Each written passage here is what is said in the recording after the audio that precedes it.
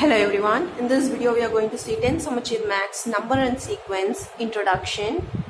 So in the chapter or introduction la நம்ம என்ன பார்க்க போறோம்னா இது வந்து ஒரு lengthy chapter இருக்கு 9 exercises இருக்கு. So இதுக்கு introduction வந்து ஒரு 4 topic of introductions தேவைப்படும். நம்ம இந்த வீடியோல first 3 exerciseக்கு உண்டான intro மட்டும் பார்க்கலாம். ஸோ உங்களோட ஃபர்ஸ்ட் ஸ்டார்டிங் 3 எக்ஸசைஸ்க்கு தேவையான டேர்ம்ஸ் உங்களுக்கு கொடுத்துருக்கிற ஃபார்முலா அதோட அல்காரிதம் லெம்மா இதோட இன்ட்ரோடக்ஷன் எல்லாத்தையும் நம்ம பார்க்கலாம். ஃபர்ஸ்ட் யூக்ளிட்ஸ் டிவிஷன் லெம்மா இப்படின்னு ஒன்று இந்த மாதிரி ஒரு நேம் கொடுத்துருக்காங்க. அந்த லெம்மாவோட டெஃபினிஷன் என்னன்னா, if A and B are two integers, A and B வந்து ஒரு ரெண்டு இன்டீஜர்ஸாக இருந்தா, இன்டீஜர்னா என்ன வேணா இருக்கலாம், that is positive negative with 0. So இந்த ஏவும் பியும் ரெண்டு இன்டீஜராக என்ன வேணா இருக்கலாம்.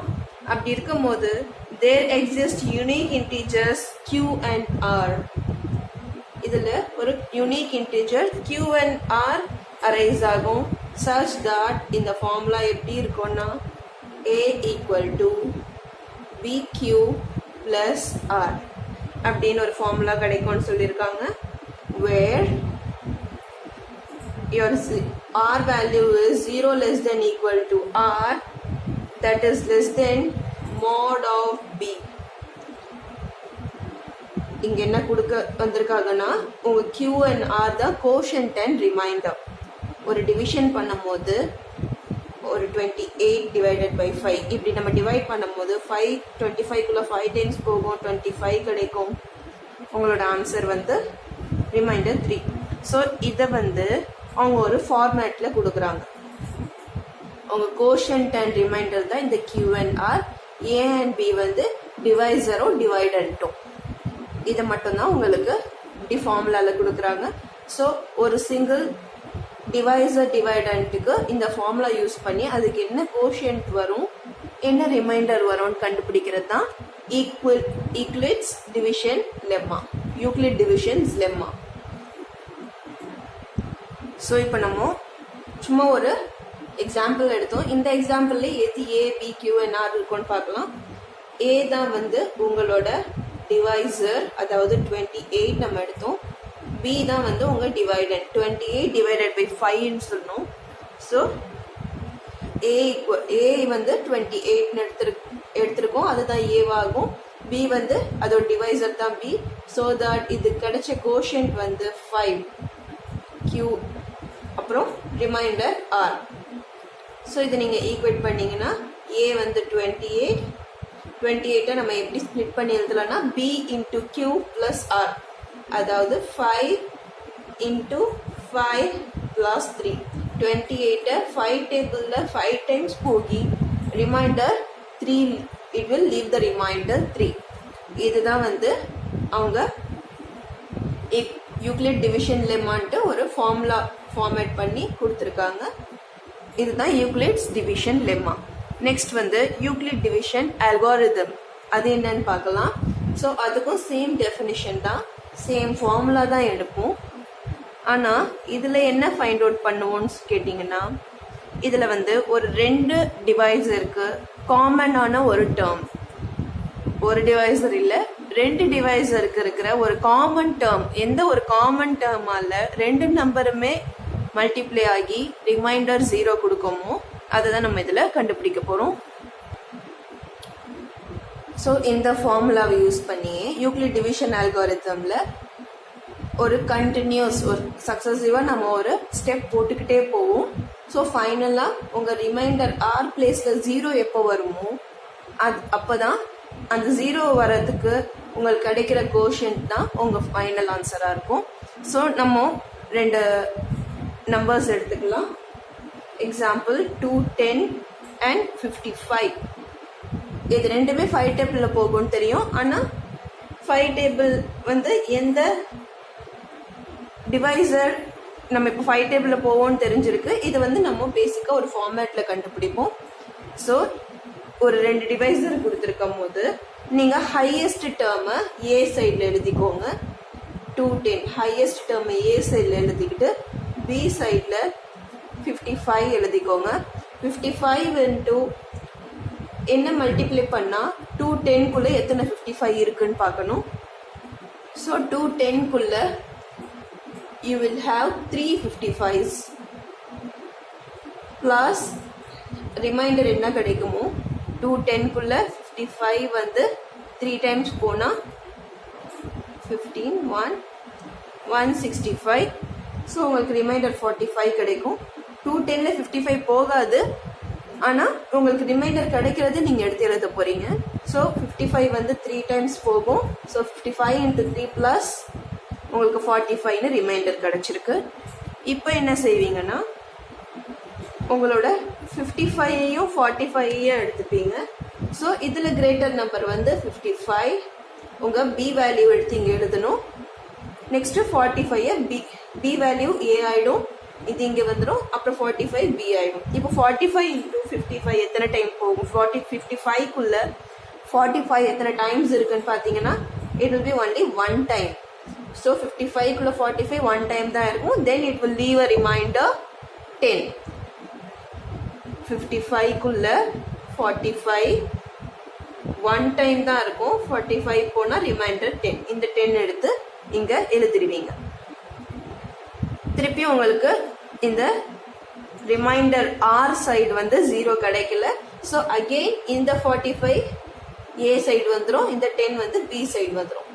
So 45 equal to 10 into எத்தனை டைம் பண்ணால் அது 45குள்ளே வரும்னா 10 4s are 40 ஆகும். 10 4s are 40 ஆகும். Then it will leave a reminder 5. Still இந்த R பிளேஸில் வந்து 0 கிடைக்கல. ஸோ அகெயின் இந்த 10 ஏக்கு போயிடும், 5 வந்து பிக்கு வந்துடும். ஸோ 10 equal to 5 into என்ன பண்ணால் உங்களுக்கு 10குள்ள இருக்க ஆன்சர் கிடைக்கும்னு பார்த்தா 5 2s are 10 வந்துடும், plus it will leave the reminder 0. So உங்கள் 210க்கும் 55க்கும் காமனான டேர்ம் இந்த காமனான டேர்ம் 5 மல்டிபிளில் தான் கிடைக்குதுன்னு சொல்லிட்டு ஃபைனலாக நீங்கள் என்ன பண்ணுவீங்கன்னா therefore the remainder is 0 since the remainder is 0 the last divisor 5 is the HCF of last remainder 5ல தான் உங்களுக்கு HCF கிடைச்சிருக்கு. So 5 is the HCF of 210 and 55. நீங்கள் கொஷினில் ஃபஸ்ட்டு எக்ஸாம்பிளுக்கு எடுத்த நம்பர் 210 and 55. அவ்வளோதான். இதான் யூக்ளிட் டிவிஷன் அல்காரிதம். இது வந்து நீங்கள் 0 வர வரைக்கும் இந்த ஸ்டெப்பை கண்டினியூ பண்ணிக்கிட்டே போவீங்க. So that at the last if you get the value 0 அந்த டிவைசர் தான் உங்களோட ஹெச்சிஎஃபாக இருக்கும். ஸோ இதான் Euclid division lemma, Euclid division algorithm. இது 2 பேஸ் பண்ணி உங்களோட ஃபர்ஸ்ட் எக்ஸசைஸ் இருக்கும். நெக்ஸ்ட் நம்ம செகண்ட் அண்ட் தேர்ட் எக்ஸசைஸ்க்கு உண்டான இன்ட்ரோடக்ஷன் பார்க்கலாம். நெக்ஸ்ட் உங்களுக்கு கொடுத்துருக்க டாபிக் வந்து ஃபண்டமெண்டல் தியரம் ஆஃப் அரித்மெட்டிக். அரித்மெட்டிக்னா ஒரு நம்பரில் இருக்கிற பேசிக் ஃபண்டமெண்டல் ஐட்டம்ஸ். ஸோ இதை வச்சு உங்களை வந்து all you have to do is you are going to play with numbers. ஒரு சில நம்பர்ஸோட ஃபார்மேட் இதுதான்ட்டு இருக்கும், அதை மாற்றி அமைக்க முடியாது. அதுக்கு அவங்க ஏதாவது ஒன்று கொஷின் கேட்டிருந்தாங்கன்னா அதுக்கு நம்ம ஜஸ்டிஃபிகேஷன் எழுதுவோம். இப்போ அதுக்கு ஒரு 2 எக்ஸாம்பிள் பார்க்கலாம். உங்கள் புக்கில் கொடுத்துருக்கிறது 6 பவர் n, 6க்கு மேலே பவர் n. n வந்து லெட் n இன் நேச்சுரல் நம்பர்ஸ். இப்படி இருக்கும் போது பவர் என்ன இருந்தால் உங்களோட கொஷினுக்கு உண்டான ஆன்சர் வந்து it will end with digit 5. End with digit 5. So 6 power 1 6 வரும், 6 power 2 னா 6 6 are 36 வரும், 6 power 3 6 cube வந்து 216 வரும். ஸோ இப்படி வரும்போது 6 பவர் nல n எந்த எந்த நேச்சுரல் நம்பரா இருந்தா இதோட ஆன்சர் வந்து 5ல முடியும்னு கேக்குறாங்க. சின்ஸ் நம்ம இப்ப என்ன எழுதுவோம்னா 6 ஆல்ரெடி ஒரு ஈவன் நம்பர், அந்த ஈவன் நம்பரை n வந்து நேச்சுரல் நம்பர்ஸ்ல இருக்கு, இதை பவர் போட்டுக்கலாம். என்ன பவர் போட்டாலும் அது ஒரு ஈவன் நம்பர். ஈவன் நம்பரை மல்டிப்ளை பண்ணும் போது நம்மளுக்கு ஈவன் டேர்ம்ஸ் தான் கிடைக்கும்.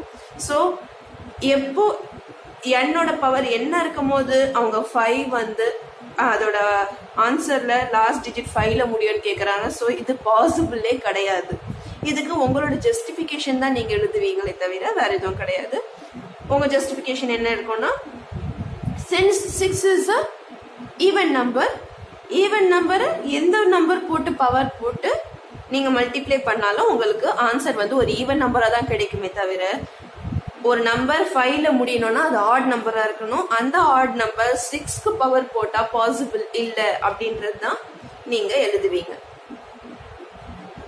இந்த மாதிரி ஒரு உங்களோட பேசிக் டெஃபினிஷன் அண்ட் ரீசன் ஜஸ்டிஃபிகேஷன் தான் நீங்க கொடுப்பீங்க. இதுதான் ஒரு சில ஃபண்டமெண்டல் தியரம் ஆஃப் அரித்மெட்டிக். நம்பர்ஸ்க்கு இருக்கிற ஒரு சில ஃபண்டமெண்டல் தியரம்ஸ். அவ்வளவுதான். இப்போ இதே போல உங்களுக்கு ஒரு இன்னொரு எக்ஸாம்பிள் பார்க்கணும்னு சொன்னா நெக்ஸ்ட் உங்க புக்ல இருக்க ஒரு சம்க்கு போகலாம். 4 பவர் n. ஸோ இங்க 4 பவர் n இதே போல n இன் நேச்சுரல் நம்பர் இப்படி இருக்கும் போது இங்க எண்ட் வித் டிஜிட் 5 கொடுத்துருக்கோம்ல, அதே போல n என்ன பவர் கொடுத்தா it will end with digit 6 அப்படின்னு கேட்குறாங்க. ஸோ நம்ம சம் போடும் போது 4 பவர் 1 போட்டோம்னா வெறும் 4 தான் கிடைக்கும். 4 பவர் 2 போட்டோம்னா 4 4s are 16 கிடைக்கும். So it is ending with 6. திருப்பி 4 கியூப் போட்டோம்னா உங்களுக்கு 64 கிடைக்கும். இதுல ஒன்றும் இல்லை. நெக்ஸ்ட் 4 பவர் 4 போட்டோம்னா you are getting 256. so it is ending with 6. so இப்போ நம்ம இப்படி போட்டு பார்க்கும்போது பவர் வந்து 2 4 6 8 அப்படின்ட்டு பவர்ஸ் வந்து ஈவன்ல இருக்கும் போதெல்லாம் உங்களோட ஃபைனல் ஆன்சர் வந்து it is ending with 6. So இதை வச்சு நீங்க என்ன ஜஸ்டிஃபிகேஷன் பண்ணுவீங்கன்னா 4 power n end with 6 when your n is even. நம்ம n பவர் அதாவது பவர் வந்து ஈவனா இருக்கும் போதுலாம் இந்த 4 பவர் n வந்து end with 6, அதாவது இது வந்து 6ல முடியும் இப்படின்னு நம்ம ஒரு ஜஸ்டிஃபிகேஷன் தருவோம். ஸோ இதே போல உங்களுக்கு எல்சிஎம் கேட்டாலோ ஃபேக்டர்ஸ் கேட்டாலோ இதெல்லாம் வந்து நார்மல் ஃபண்டமெண்டல்ல வர்றது தான் அரித்மெட்டிக். நெக்ஸ்ட் வந்து மாடுலார் அரித்மெட்டிக்னு சொல்லுவாங்க. மாடுலார் அரித்மெட்டிக்னா எந்த ஒரு விஷயம் வந்து ரிப்பீட்டடா நடக்குதோ அது வந்து மாடுலார் அப்படின்னு ஆகும். ஸோ இப்போ வந்து ரிப்பீட்டடா நடக்கிறது அதுல மேத்தமெட்டிக்கல் டேர்ம் இன்க்ளூட் ஆகுறதுலாம் வந்து நம்மளோட டே அண்ட் நைட் சேஞ்சிங் இல்லை டே மந்த்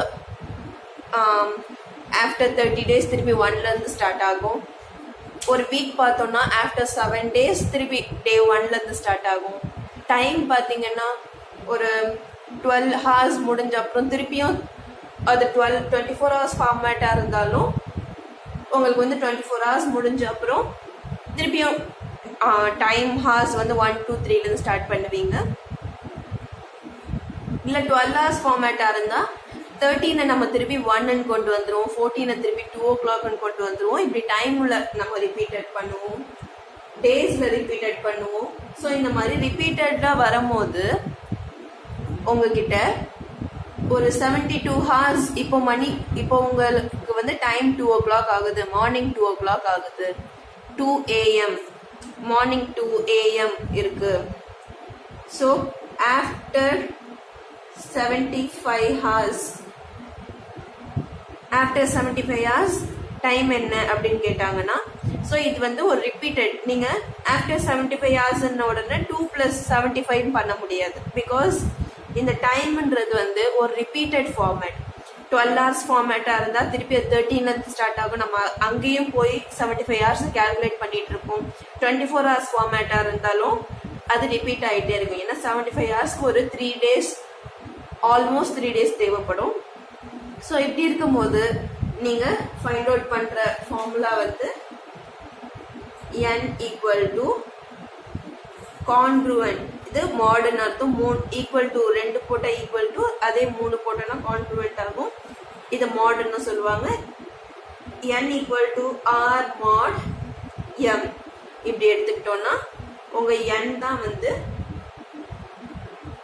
ஒரு ஈக்குவல் டிவிஷன் லெம்மாவோட இது கனெக்ட் ஆகும். கனெக்ட் ஆகும் போது இது வந்து மல்டிபிள்ஸ். இப்போ டைம்னு எடுத்துக்கிட்டீங்கன்னா இது 12 hours ஃபார்மேட்டா இருந்தா இது 12 மல்டிபிள்ல இருக்கும். இல்ல இது 24 hours ஃபார்மேட்ல இருந்தா இங்க 24 m வந்து 24 ஆயிடும்.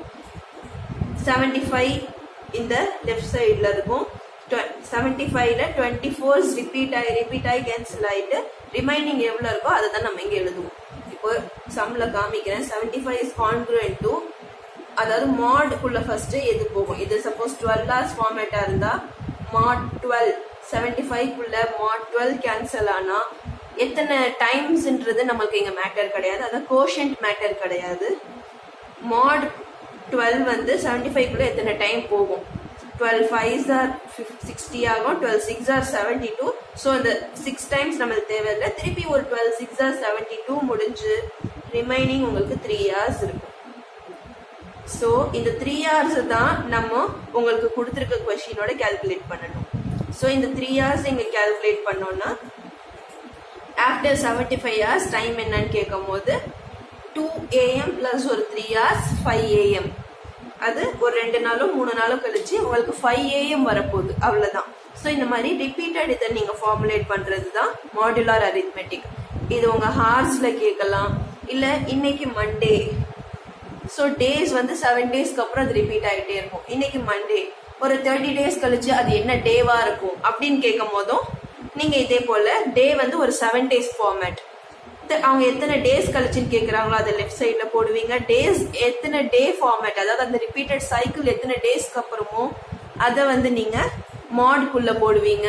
ஸோ மாட்குள்ளே போட்டுட்டு அதோட மல்டிபிள்ஸ் என்னவோ அதை போட்டு அது ரிமைண்டர் மட்டும்தான் இங்கே எழுதுவீங்க. இதை வந்து உங்களுக்கு கொடுத்துருக்க கொஷினோட ஆட் பண்ணுவீங்க. ஸோ இவ்வளோதான் உங்களோட மாடுலர் அரித்மெட்டிக். ஸோ ஃபர்ஸ்ட் உங்களுக்கு தேவையான பேசிக் 4 டெஃபினிஷன் இதுதான். இதை வச்சு உங்களுக்கு ஃபர்ஸ்ட் 3 எக்ஸசைஸ் போகும். அடுத்த எக்ஸசைசஸ்க்கு நியூ டெஃபினிஷன், நியூ இன்ட்ரோடக்ஷன் தேவைப்படும். ஸோ ஃபர்ஸ்ட் 3 எக்ஸசைஸ்க்கு தேவையான இன்ட்ரோடக்ஷன் இதுதான். Hope you all can understand the video. Thank you.